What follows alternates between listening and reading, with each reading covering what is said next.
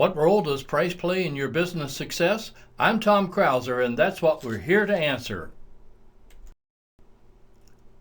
We often mistakenly identify high price with high profit. Rolex and Mercedes must make a lot of money because, well, look at the product's selling price. But then how do we account for the success of Walmart and McDonald's? They use a low price strategy. The high price strategy of Daimler-Benz in 2010 earned the company $3.1 billion, but the low price strategy of Walmart earned it $5.6 billion.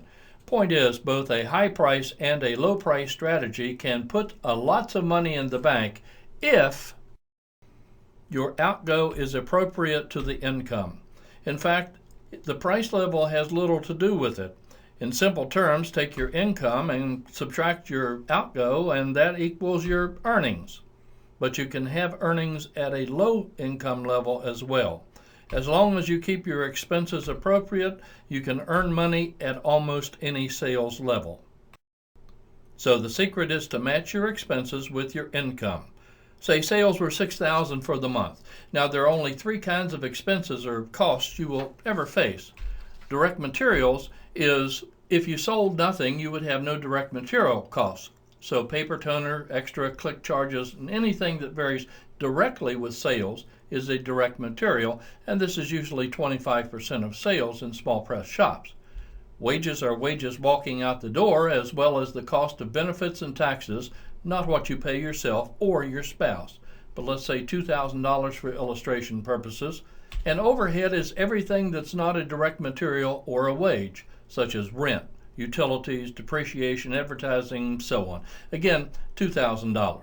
Okay, $6,000 of sales minus expenses of $5,500 leaves $500 of earnings. Now, if sales next month go down to only $4,000, what happens to your wage and overhead? Well, nothing much. Realize your wage and overhead essentially are fixed costs. Now your direct material goes down, but in this scenario you lose $1,000 because wages and overhead are fixed. Sure, there's some variation that's in these expenses from month to month, but the big costs don't move. Rent is still rent, whether it's February with 28 days or March with 31. Even wages don't vary that much because in months where there's lots of holidays, well, you pay your workers for the holidays. The good news in this, however, is sales went up to $8,000, then your direct materials would go up, of course, but overall you would earn $2,000 for the month, 4 times as much as the adequate $6,000 month where you earn $500. So the point is, how do you get your sales to be $8,000 instead of $4,000 and keep them there? Well, a lot of owners fiddle with the price thinking that it will increase sales. But look at what we do to ourselves when we lower price even a little bit. First, let's review gross margin. Sales of $8,000 minus direct materials of $2,000 give us a gross margin of $6,000. That's basically the difference in what we pay for the material and what we sold it for. And it is this gross margin that goes to pay our wages and our overhead, and after that is paid, that results in our income. Here's the typical cost structure of a small press shop, at least what owners should be striving for. Sales, of course, 100%, direct materials 25%, wages paid to others 25%, and overhead at 25%, leaving around 25% of income before owner's compensation. Now, let's convert these percentages to real dollars. Sales would be $100, direct materials $25, wages paid to others $25, overhead $25, leaving $25 for income before owner's compensation. Now, importantly, that's a net margin of 25%, meaning for every dollar of sales, 25 cents drops to the bottom line. Now, let's discount the price by only 10%. Our $100 becomes $90, but the cost of all the rest of it remains the same. The cost didn't go down just because we reduced our price, and that leaves us with $15 instead of $25 and gives us a new net margin of 17% for every sales dollar. Now, how much more work do we need to do at a 10% discount to earn the same 25 bucks that we did with our fair and rational price? Well, let's divide our regular price income by the new gross margin, or 25 bucks by the new margin of 17%, and that yields, whoa, $150 of work. That means we have to produce 50% more when we discount by 10% as compared to the $100 of sales when we got a fair and rational price. We have to produce half as much again to make the same $25 at only a 10% discount in our fair and rational price. Now let's take it one step further. Let's discount by 20%, which is what some printers do when they sell to other printers or brokers. That reduces our income to $5, and sales of $80 results in only a 6% gross margin. So how much more work do we need to do? Take the same $25 and divide it by the new gross margin there of 6%, and we see where we have to do $400 worth, or 4 times as much work to make the same $25. Put another way, we can work 40 hours at our fair price and make the same amount of money as if we worked 160 hours at our deeply discounted price. On the flip side, just to make sure we have this, if we increased our fair and rational price some way by only 10%, then the gross dollars would be $110 instead of $100, and our net margin would increase from 25 to 35, which is now a new percentage of net margin of 32%. And that would mean we would only have to do $78.25 worth of work, or some 20% less, to make the same $25. So it's our choice. Discount by 10% and do 50% more work, or get 10% more, lose 20% of our business, and still make the same amount of money. Yes, our market is price sensitive, all right, but we're the ones who's price sensitive, not the customer. Yeah, but a lot of you are thinking that economics says if you lower price, you'll increase sales. Well, that's not what your economics professor said. What they said was that there were laws of supply and demand, one of which was under the condition of perfect competition. That is where the lower the price, the more you sell comes from. But we don't compete in perfect competition. But they also said that in order to have perfect competition, you must have a homogeneous or the same product. Wheat is wheat, or coal is coal. Actually, that's not really true, but it's close enough for our discussion. Here's a better example. One share of IBM stock is a perfect substitute for another share of IBM stock. Now, the big question is your printing a perfect substitute for mine? The sad answer is that the biggest problem with printing is that a lot of printers can't print, so your competitor's printing is not necessarily a perfect substitute for yours. The second condition is that there has to be perfect information. All buyers and all sellers must know of the price of every transaction each and every time they occur, and that means the final selling price, not just the sticker price. Heck, in print shops we have enough problems getting the same price from 2 different people, let alone knowing all prices printers may charge in our market. So printing fails in the area of perfect information as well. Finally, there can be no scarcity. Is there scarcity in printing? Most printers I ask say no. Well, then take this book and have 500 of them made by the end of today. Now is there scarcity? Most would say yes. And there is. There's a time and place value to printing which creates scarcity. So we don't have the same product, perfect information, nor a lack of scarcity. So the rules of perfect competition don't apply to printing. And then there are laws of supply and demand other than perfect competition that apply in different circumstances. Monopolies like the local public utility where one source dominates the supply of the product or service. An oligopoly is similar, but where a few sources dominate the market like automobile manufacturers. And then there is monopolistic competition, which is our battleground along with most all small businesses. Interesting also is that there's some 20,000 of the big boys playing in the other categories, yet there are 12 to 15 million of us, and we rarely learn how to compete in monopolistic competition. So, well, let's change that right now.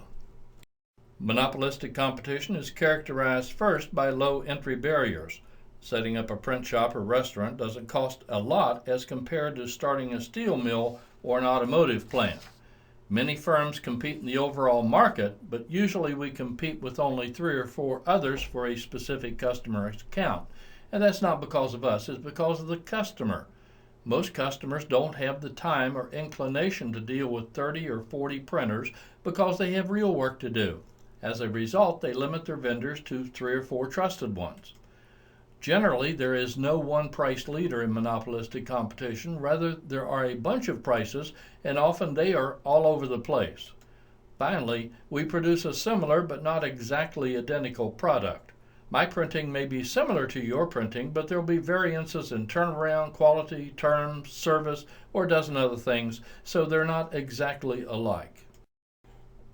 Now, here are your choices from which you may form your price strategy under monopolistic competition. There are 3 short-term and 2 long-term choices that you get to make. The first is price. Yes, price. I didn't say price didn't matter. I did say there was no direct correlation between price and volume. Product is the second choice, high quality, adequate quality, etc. And third are sales activities, lots of sales activities or no sales activities. And here's the most important thing, they all must be present at the same time. Right, price, product, and sales activity make up a price strategy, not just price by itself. Oh yeah, the 2 long-term strategies, well, you can change your cost structure, get someplace with lower rent or even add more productive equipment. Enough time you can make changes there, or you may exit the industry voluntarily or involuntarily. The important takeaway here is that a price strategy is made up of price, product, and sales activities at the same time. Okay, let's test it. High price, better product, and lots of sales activities. Is that a good strategy? Most owners would agree with that. How about a low price, better product, and lots of sales activities? I get a number of owners who think that's a bad strategy. Well, remember, it's only a bad strategy if price is reduced without a corresponding reduction in cost. Ray Kroc of McDonald's and Sam Walton of Walmart made a pretty good living with this strategy. What about a low price, inferior product and lots of sales activities? Okay, that's very much a losing strategy. If you find yourself in this situation, you must improve the inferior product or you will die. Okay, how about a high price, better product and no sales activities? That will surely fail, not because of the high price, but because no one would know of the product, service, since there's no sales activities. This is where printers come in.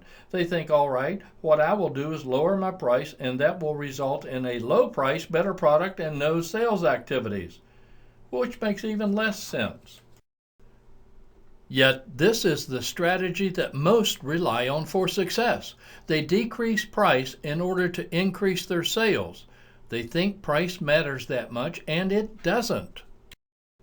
Most printers have their top 25 real customers providing 50 to 75% of the total business. Not only that, but it's not uncommon for the top customer to be 10 to 15% of sales. How do we know? Well, we've measured this in hundreds of printing companies over decades throughout the United States and Canada. And here's your real challenge. Not to lower price, but just to get 2 or 3 more real customers to make a real impact and pay your fair and reasonable price. So where do you get them? Well, start with where you are, not where you're not. Get a database of businesses within even 5 miles of your front door, and you'll be surprised at how many suspects you'll find there. Then you develop a selling approach to them. Print International has one if you're interested, and you may find out more about it at www.cprint.org. In the meantime, let's review what we have learned. 25 customers provide 50 to 75% of a typical company's sales. We can usually find 2,000 or so prospects within our area. So, should our strategy be fiddle with prices and hope to get more work out of our top 25, or adopt a rational price structure and get on with a plan to attract new accounts? I say adopt a price plan and then get on with new sales. So what is the role price plays in your success? Is price important? Well, yes, it is a factor, but it is only one factor. It must be a price plan that is rational and fair to you as well as the customer, and very importantly, it must be easy to administer because speed increases your closing rate. Now, is price the answer? No. If low prices were the answer, most of us would be out of business as we'd lose out to large shops with the biggest efficiencies and the lowest prices. Our top 25 would be 10% of our total sales instead of 50 to 75%, for we would have a lot more significant customers, but we don't. Truth is, our world just isn't this way. What is price? Well, your price plan is your sticker price, like they use in auto dealerships. But what printers mainly want is to be able to post their clearing price. The clearing price is the price that allows one to sell all of their capacity at the highest value. That way they don't have to mess with talking to customers. Clearing price is a theoretical point which, now get this, is the result of negotiation. It is impossible to get to it without dealing with customers. So a price plan must be fair and rational to you and the customer and easily to administer. And then if you come off your price to accommodate the customer, well, you have room to do so. Let's restate that. Our goal is a rational and fair price plan that you can understand, your customers can understand, and most importantly, your people can understand because they are the ones that have to administer the plan. If they don't, then you're the person who ends up dealing with price on each and every customer.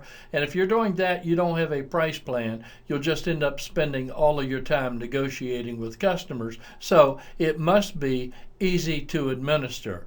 But here's a more important reason to have a price plan that's easy to administer: speed. Yes, speed. We have seen studies in printing companies indicating the faster you get a price to the customer, the more likely you are to close the sale. Get the price back to them today and you close 6 sales, but if you wait until tomorrow, you will only close 2 of the 6. And may the force be with you if you don't get the prices back for a week or so. All right, let's summarize. Price does not relate directly to profitability. Profit is determined by income versus outgo, while price is important.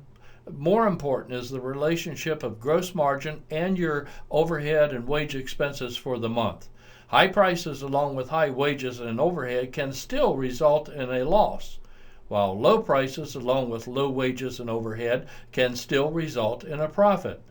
Your business can be profitable at any sales level if overhead and wages are appropriate for the gross margin. Gross margin, remember, is essentially the difference between the selling price and the cost of the direct material. Lowering price by itself does not result in increasing sales, as raising prices does not result in decreased sales. Price is but one of the 3 things that make up your price strategy. The 3 are price, product, and sales activities. Here at Krauser & Associates, our job is to provide you with a usable price plan that is fair and rational to you as well as your customer. One you, your staff, and your customers can easily understand, and more importantly, your people can quickly and easily administer. And that's because the speed at which you return the price is as important as the price itself. I hope this session was of help to you, and I hope you will go to Krauser.com and become a subscriber to our pricing service, as, well, that's the way we make our living around here. I'm Tom Krauser. Thank you for listening.